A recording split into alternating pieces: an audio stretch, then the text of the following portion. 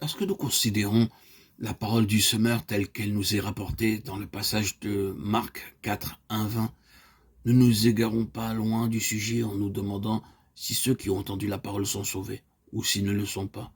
Mais appliquons-la à nos propres cœurs. La semence dont parle ce passage est clairement interprétée comme étant la parole de Dieu. Et par ce message, Dieu s'adresse à nous aussi, et non pas à une catégorie particulière de personnes. Ne limitons donc pas l'action de sa parole dans nos vies en l'appliquant seulement aux perdus. Cette parabole nous montre 4 différents résultats lorsque la semence a été semée. Pourquoi ces divers résultats alors que la semence était la même?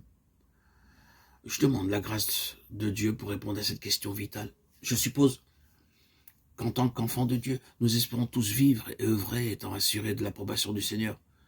Pourquoi alors nombreux sont ceux qui ne parviennent pas à ce résultat?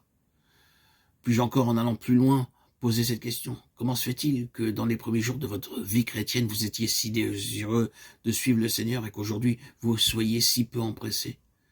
Lorsque vous avez été confronté avec l'éternel dessein de Dieu, ne vous êtes-vous pas engagé pour le Seigneur de tout votre cœur? Qu'est-il donc arrivé depuis lors? Avez-vous été effrayé par les implications d'une telle offrande? Avez-vous réalisé un jour que si vous persistiez dans la voie des exigences divines, cela briserait vos plus chers espoirs et vous n'avez pas supporté de devoir les délaisser? Le frottement du joug vous a-t-il irrité au point de vouloir vous en défaire? Avez-vous été accablé par les difficultés auxquelles vous avez été confronté, vous décidant à leur opposer une moindre résistance? Frères et sœurs, il n'y a qu'une seule et unique voie par laquelle Dieu puisse être glorifié, et ce chemin, c'est celui de la croix. À moins de vous être engagé résolument sur cette seule voie du début jusqu'à la fin de votre pèlerinage, vous ne pourrez pas parvenir au but. En considérant de nouveau la parabole, recherchons l'illumination du Saint-Esprit pour nous saisir le point capital de cette question. Dans Marc 4, 5, nous lisons ceci. Une autre partie tomba dans un endroit pierreux, où elle n'avait pas beaucoup de terre. Elle leva aussitôt, parce qu'elle ne trouva pas un sol profond. Elle leva aussitôt. Quelle stupide croissance! La parole est tombée sur ce terrain et aussitôt quelque chose s'est produit. La parole n'est pas restée dans le domaine objectif de la doctrine, elle a produit un changement subjectif. La croix a commencé d'opérer, car l'enveloppe extérieure de la semence s'est ouverte soudainement et la vie a commencé à se manifester. Cependant, le Seigneur nous avertit qu'une croissance aussi rapide n'est pas la garantie d'un résultat permanent. Mais quand le soleil parut, elle fut brûlée et sécha faute de racines. Marc 4, 6. Nous avons fait allusion à une personne qui aurait eu un splendide commencement, mais une fin déplorable. Combien prometteur était ce commencement, mais combien promptement les perspectives heureuses se sont estompées.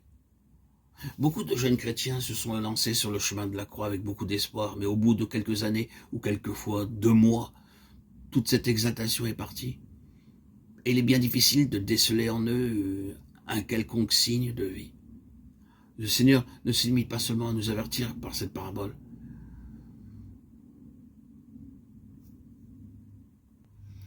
Il explique la cause de ce problème.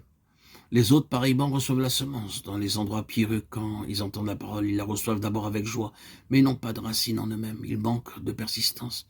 Et dès que survient une tribulation ou une persécution à cause de la parole, ils y trouvent une occasion de chute. Marc 4, 16, 17.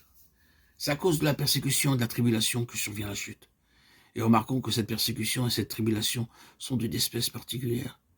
Elles surviennent à cause de la parole. C'est la conséquence inévitable de la réception de la parole du Seigneur.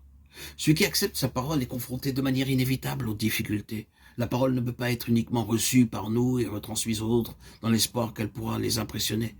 Il peut en être ainsi avec les paroles des hommes, mais non avec la parole de Dieu. La véritable acceptation de ces paroles nous introduit dans un processus de mort, et à moins que ce processus n'aboutisse en nous, ce que nous avons reçu ne pourra être transmis par la vie aux autres. Il ne s'agit donc pas de collecter et de rassembler certains passages de l'Écriture pour pouvoir impressionner l'auditoire. Si nous essayons d'échapper à la tribulation et à la persécution à cause de la parole, nous n'aurons pas de message vivant à proclamer.